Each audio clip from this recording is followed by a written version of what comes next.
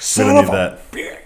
Welcome back to Legends in My Own Mind. I am back once again with the next icon of Central Illinois wrestling, the Windy City Pro himself, the king of fair,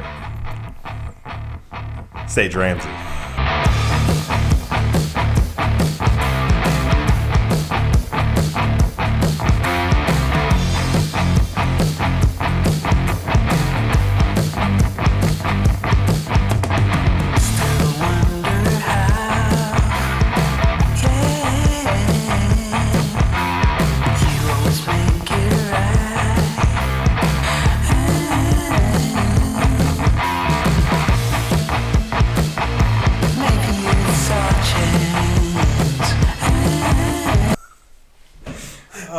The king of there.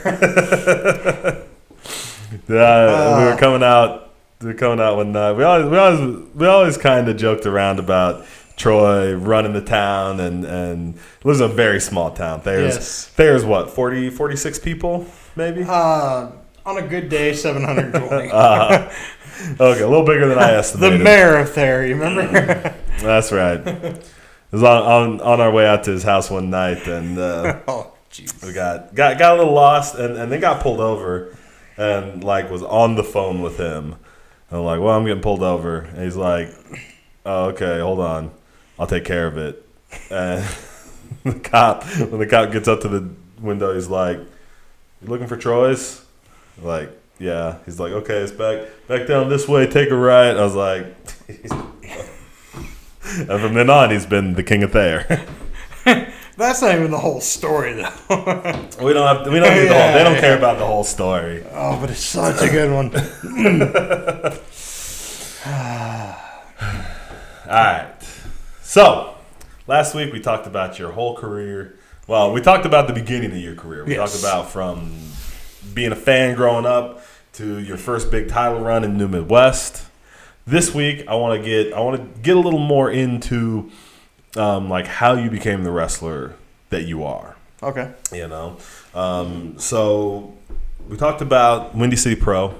You went there. That's where you did your training. You trained with New Midwest a lot. Like you went through our training too, but ours, you did your initial training at Windy City. Yes. So what did you learn at Windy City? Nothing. No, I'm kidding. No, choke slams and leg drops. Didn't learn any of that. Basics. Yeah. And man, that's. I mean, we talked about doing a lot of calisthenics and running and stuff, and then only getting guy, so that sucked. Then only getting like an hour in the ring, right? Yeah. Those are the worst parts. Whereas, what was that hour like? You would start out, like with the way we train in the Midwest, doing the drop down drills and the corner rolls, all that stuff. Their real big thing at Windy City, it seemed like, was always doing the damn O'Connor roll. They would shove this down our throats, and I'm just like, why? Who's gonna use this? I'm not. But that was just seemed like one of the things that we were always doing, and the more I started thinking about it, later on, it was like, okay, maybe they just wanted us to learn how to do a back roll right. Yeah. And that made more sense to me. And then the front flips, all that stuff, and then we go to the clotheslines and stuff we learned our bumps. That was the first thing we learned, obviously. Then it went to running the ropes. Once you got those down, and if you didn't get those down,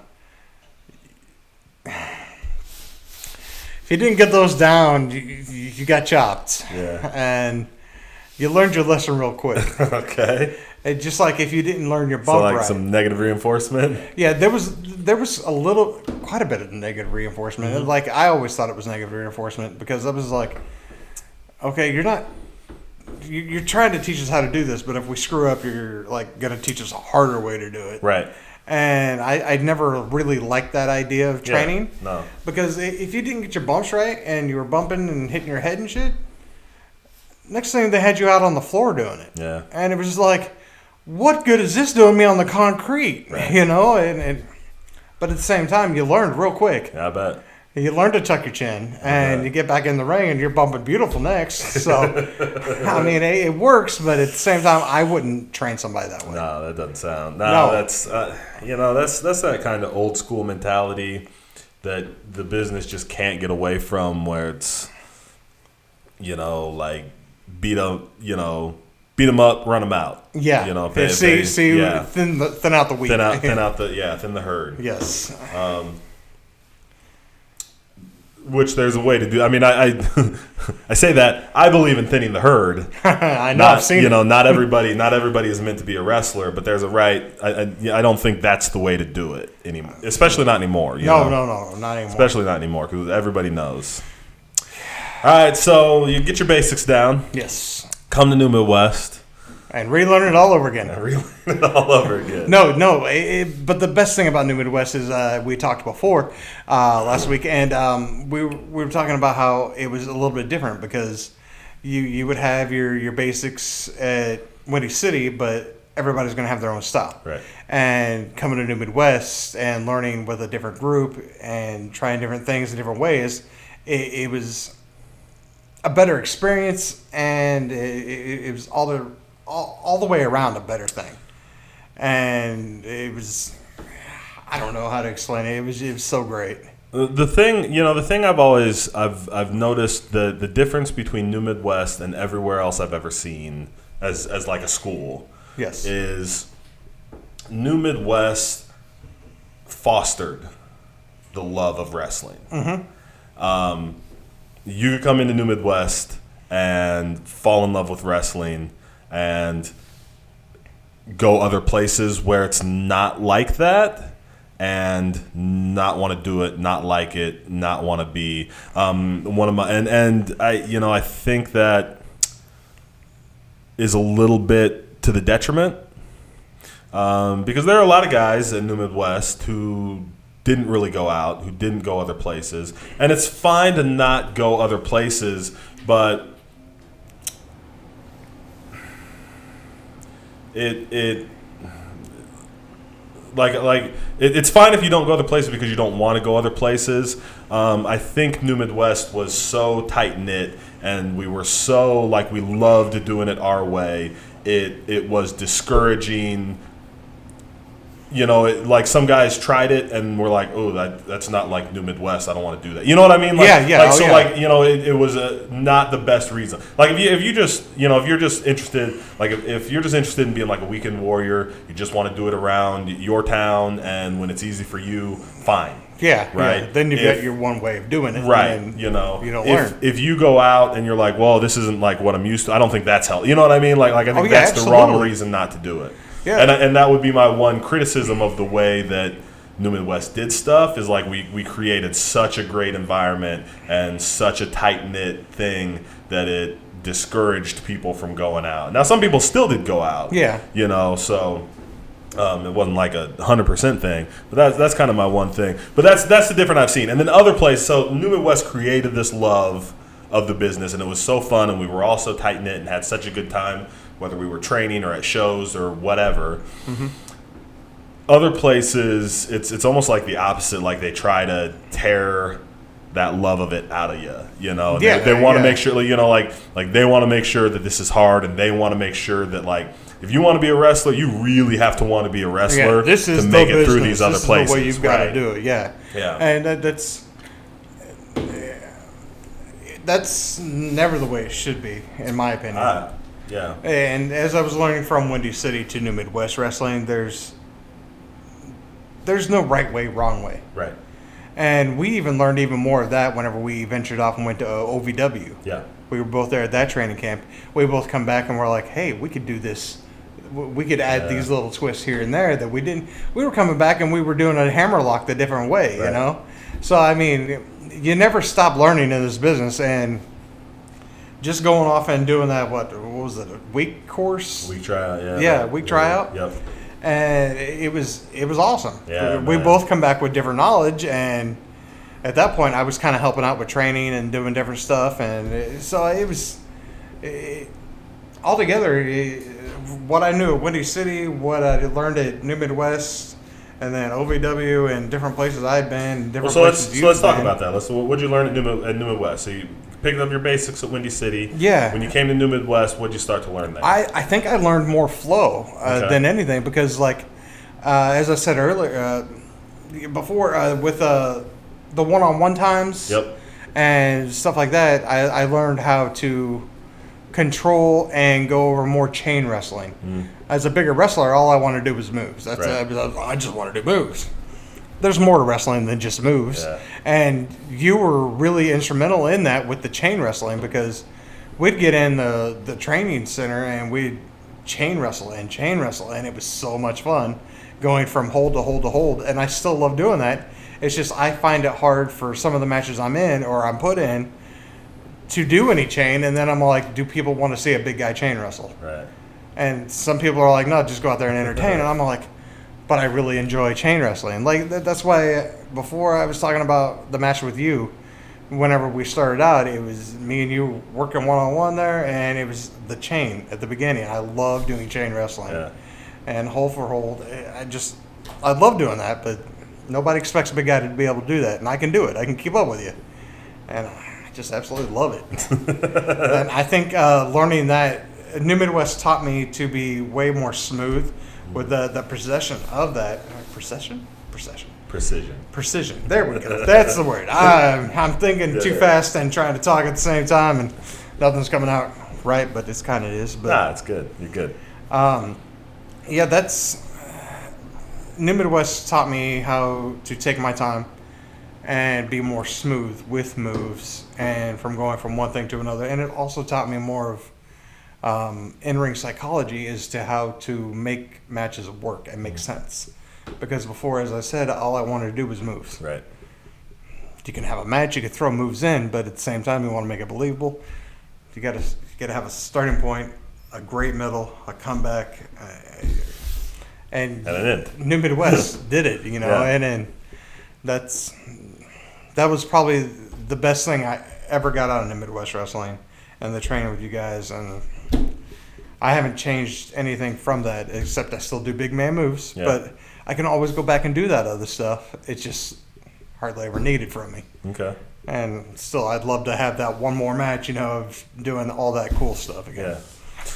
And one day I'm gonna get it. So you come to New Midwest, you start to get that kind of, you get that flow down, you start to get comfortable, you get your, you know. It took me a little bit to get there, though. Right. Took us all a little bit to get there. When did you feel like you had it? Did you feel, I mean, you say it took you a little bit to get there. When did you feel it start to? It took me longer, I think, learning how to call matches in the ring. But I mean, you learn that from doing it. You can't sit back there in the back and think about doing it. Right. You have to be there in the moment and do it. You got to stop it. At one point, you got to stop planning every move in your match and be able to go out there and call. And I didn't learn that until I was in the ring with you. Yeah. And not to, you know, keep tooting your horn or anything, but you were one of the best teachers whenever it come to learning how to go out there and call a match on the spot and be able to think on the fly.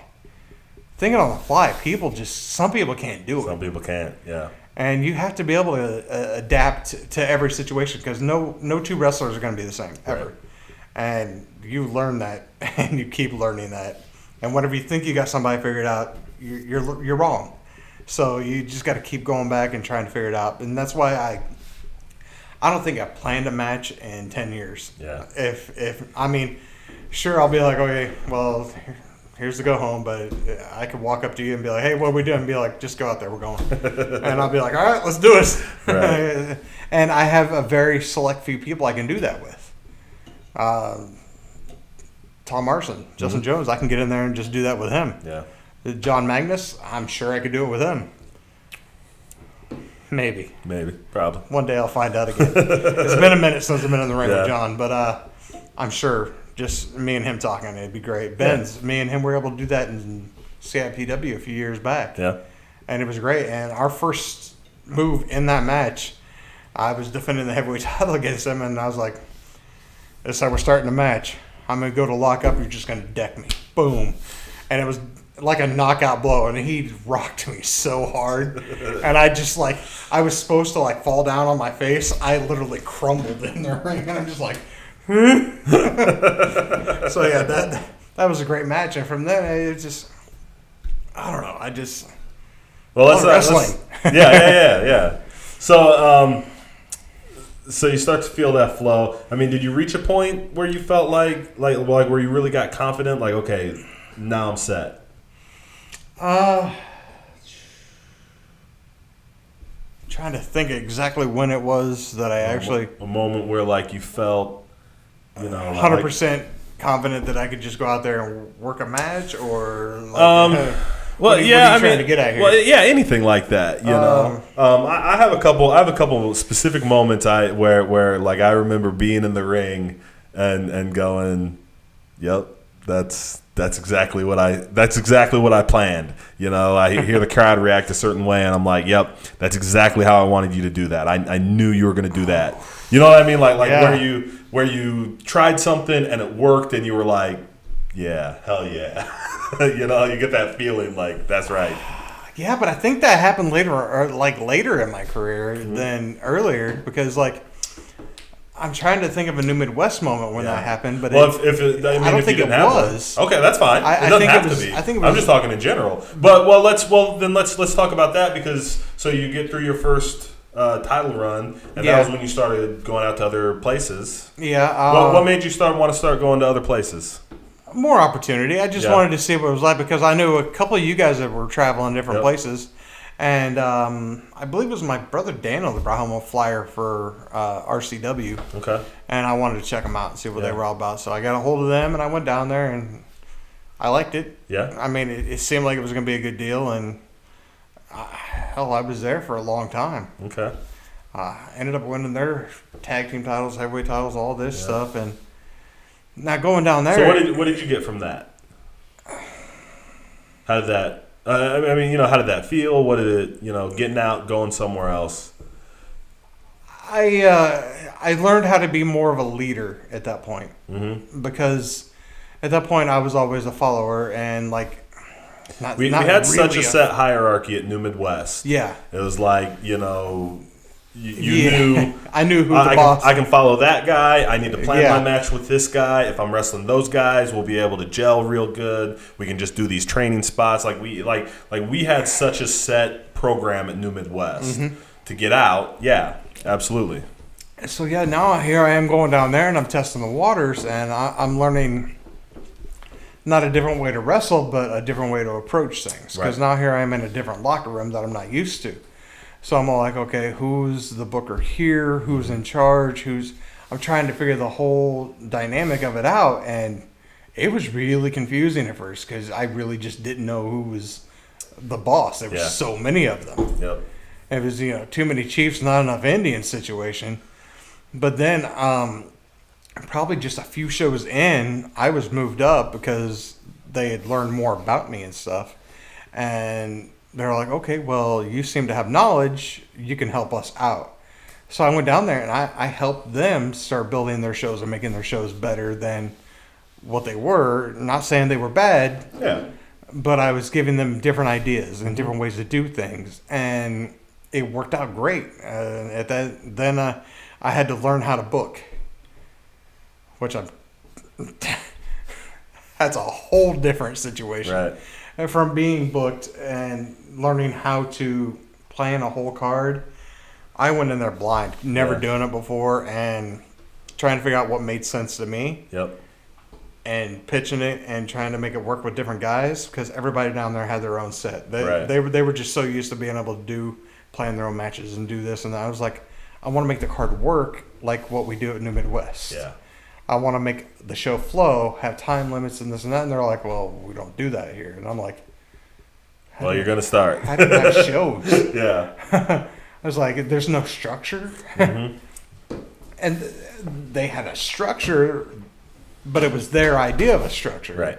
So it was difficult going at first, and it was because there was a lot of older guys there. They had been in the business longer than I had, and here I am, young in their eyes, which I was young, but They're like, oh, now we're taking orders from this guy. Yeah. Just because he's been here and done this. And I'm like, sorry, but yeah. Yeah. That's the way it's going to be. I'm writing the cards, and I would write the matches after I found out who the talent was, and then as anybody else, you never know who you got the day of the show until you see the white of their eyes. That was really difficult down there. You think you had a rough time. Woo! I was calling in favors. I was bringing you down saying, please help me. Eric Logan was one of the first guys I brought down there, and it was a different experience from the get-go, and I was in over my head at the beginning so bad. But as it went on and progressed, and everybody started to know me a little bit better and understand that I wasn't there to hurt them. Right. I was just trying to make the product better. Yep. And it did get better. And we ran great for several years with me right there underneath Frank, His kids weren't old enough yet to be in that picture. They are now, and they're doing pretty damn good. Yeah. Randy's great at what he's doing. And Frank's getting older, so he's just like kind of taking a back seat and letting Randy do his thing. But I mean, it's great. Everybody that's there is some of the older guys still, some of the younger guys. Let's stay focused on you. Yeah. So once you got in doing that, how did that? Let me ask you like this: so starting a book and helping to run a company, how did that affect you as a wrestler? Like, what did you? It changed my mindset. What did you learn? Yeah. So I finally understood what you guys all went through with us for so many years. And I had a whole new respect for that. And I was just like, okay, whatever you guys say go, that goes. And then that's also whenever I started feeling comfortable and trying to like offer ideas and stuff out. Because before I wouldn't offer too much. I just kind of kept to myself. But I was like, maybe have an idea and maybe some of my ideas might work.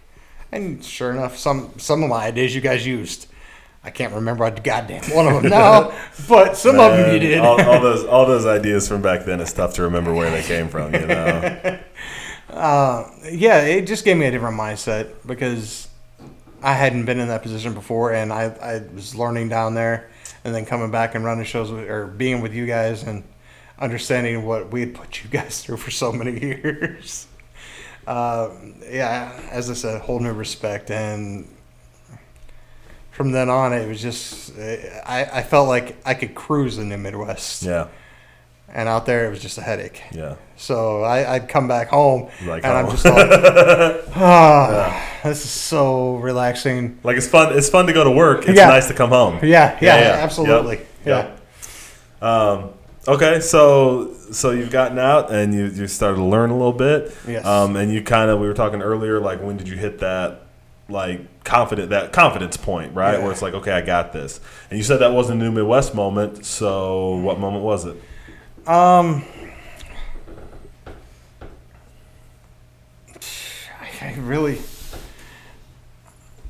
think it was whenever PWA started up, to be honest. It was right at the end of New Midwest as we remember it, even though I don't like to remember where it ended because I liked it way better back then. But anyways, PWA, whenever I first got into there, and I saw what was going on, and I think that's whenever everything just started clicking, and that's also whenever I realized that I wasn't in this for just me anymore. I was here to have fun, and as soon as I started letting the fun happen, I think that's when things completely changed for me. Yeah, and I am. So how did you let the fun happen? PWA let the fun happen. I don't know what's going on with this thing. Yeah, it's kind of. Hold on a sec. You need some duct tape? We're in there. We got all sorts of duct tape. No, I just want to tighten. It just needed to tighten a little bit, so it was loose. It was loose, so it kept drifting. So it's a little tighter there. All right, go ahead. Sorry. All right, so. So did you learn anything? Because there's actually a long time between that. From when you moved out, when you left, you started doing RCW. I never left. New Midwest, you didn't leave. Yeah. I didn't mean you went out, like you left New Midwest. Oh yeah, you went out into the world. Yeah. The time period. Any other big lessons between then and PWA? I mean, you started. You were helping with RCW. We know you were owning New Midwest at some point. Okay, let's get to there. What else? Okay, New Midwest was going through the crunch and changing owners right and left. We were changing venues right and left, trying to keep a venue.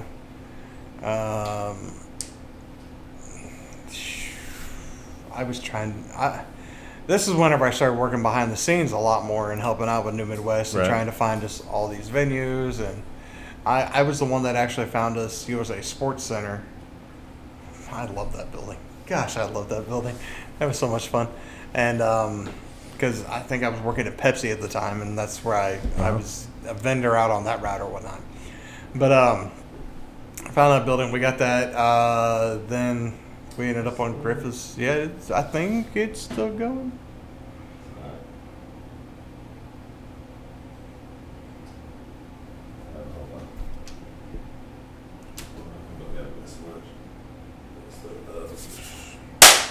All right, sorry, go ahead.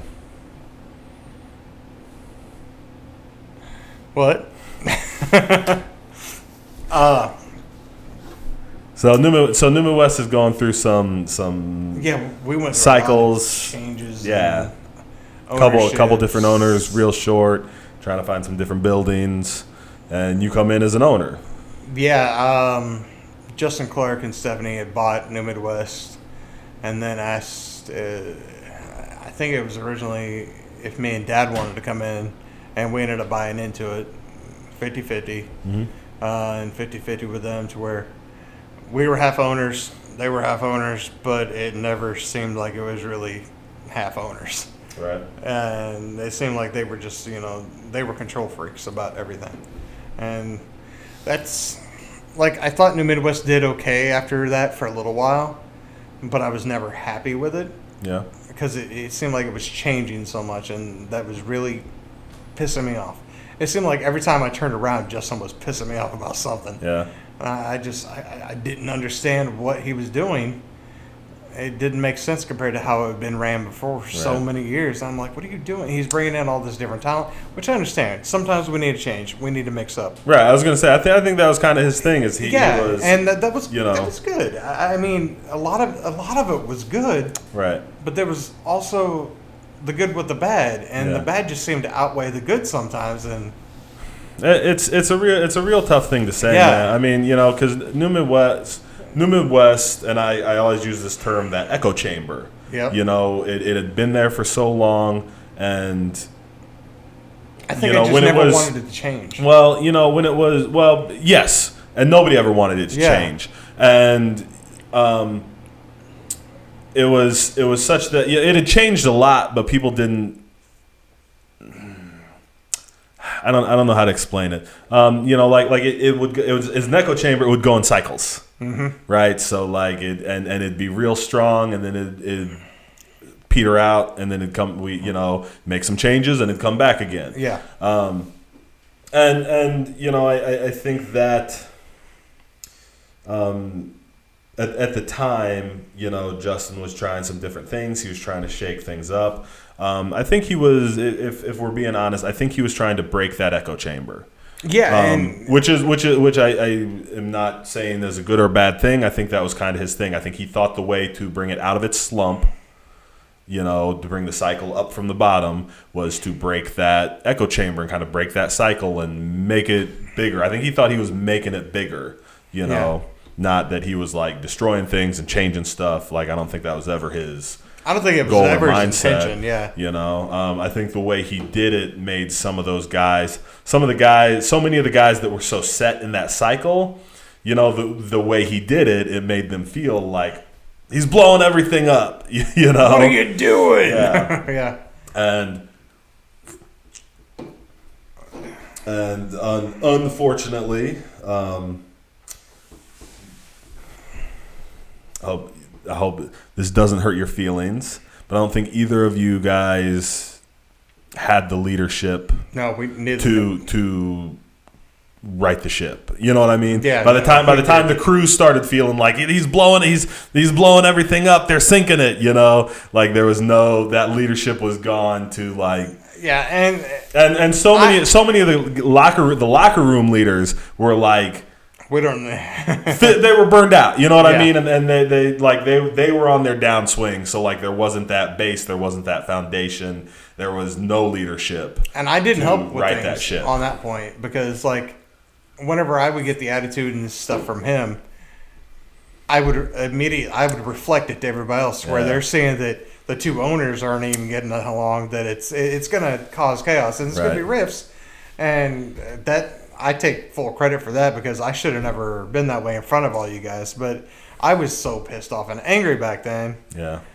over the whole situation because I didn't want things to change. I really didn't. And they were, and a lot of it was for the better. And I know that now. But back then, I didn't want it. You know? Change is hard. It is hard. And we had such a good thing. And it was just like, whoa. And I didn't agree with a lot he was doing. So, I mean, we butted heads a lot. Mm-hmm. But it is what it is. Right. I can't change it now. Yeah. But, yeah, I do blame myself for a lot of that because I should have never shown to you guys how I felt about him. Yeah. So, and I don't even know that I 100% felt that about him. I just didn't like some of the choices he was making. Well, it's when you're in it. Yeah. You know, when you're in it and it's you know, you come to a guy and you go, hey, I don't know about this. And he goes, that's the way it's happening. Yeah. You know, you're like, oh, well, fuck you. you know? All right, dickhead. Wait a minute, we're 50-50 owners. Right, you know. But I had no say. And that's what really irked me. And that's whenever I would blow back on you guys. And, yeah. I had no control over anything except for venue. Right. That was it. That's all he was like, venue and ring. Yeah. And I was like, wait a minute. I got no say in anything else? This is bullshit. Right. But so you come through that. What do you learn when you come through that? You learn that wrestling sucks. Mm-hmm. And damn it, why am I doing this? Mm-hmm. But at the end of the day, you just... So what? Well, no, but that's an important part of the development. You know, like... Yeah. You know, because I talk about New Midwest going through cycles. And, you know, the business everything goes through cycles, you know. And I think we could all see ourselves going through that cycle, and you went through that cycle, you know, and that's why New Midwest ended, because when it came through that cycle, it did not come out. None of us came out. Yeah. You know what I mean? Everybody was burned out. Everybody was frustrated. None of us liked each other. You know what I mean?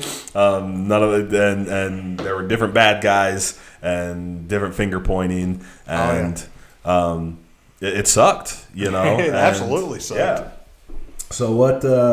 But we're here today. That was 10 years ago plus. We're not 10 years ago. We're here today. Yep. And so it came back. How'd it come back? Well, PWA is how it came back. Okay. New Midwest closed in, 2010? 2012. Yeah. Okay. And not too long after that, PWA was open. And me and Brian, we butted heads off and on throughout the years, but who didn't? Right. They were offbeat of New Midwest. Yeah. So. Yeah, he was never a New Midwest guy. Yeah, he was never a New Midwest guy. We butted heads with everybody who wasn't a New Midwest guy. Yeah. Right. What is 3CW? What are they doing here? We're the Springfield guys. But, that was crazy times.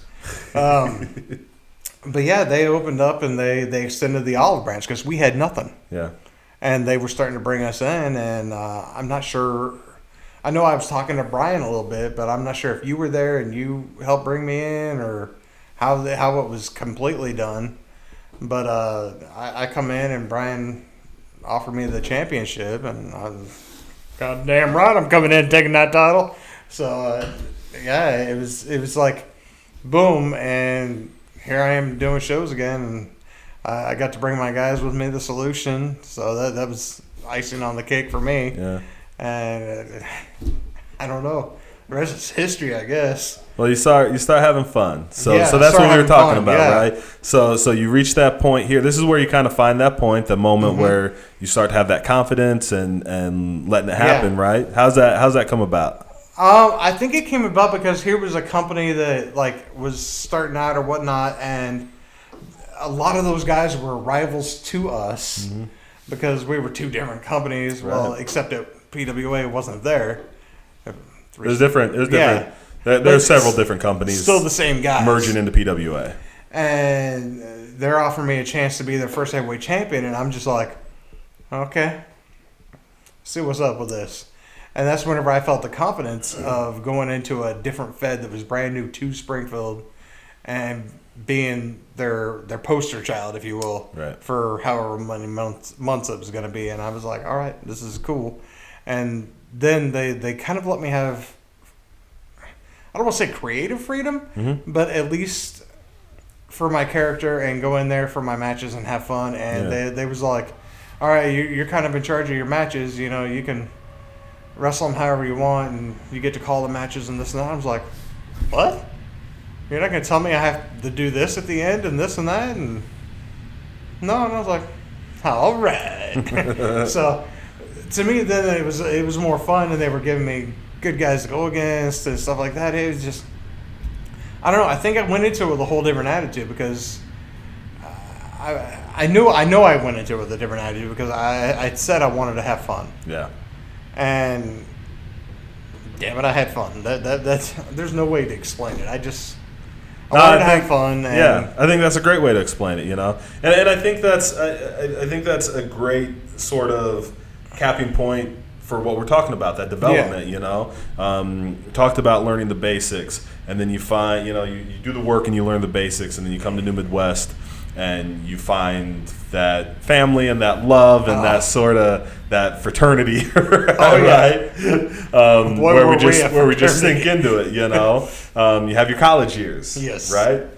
And then you go out into the world and you work for RCW and some of the other places, and you see what it's like, and you get some responsibilities, and you have to learn how to do the work, and you get to do the work, and then you get to come home and have fun, and finding both sides of that.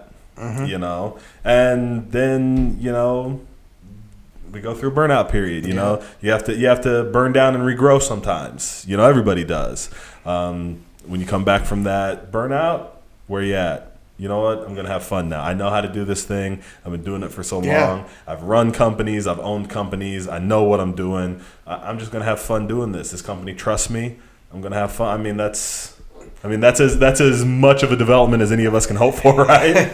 Well, even before then, I totally left this out. I was kind of running my own thing with the Unfair Games.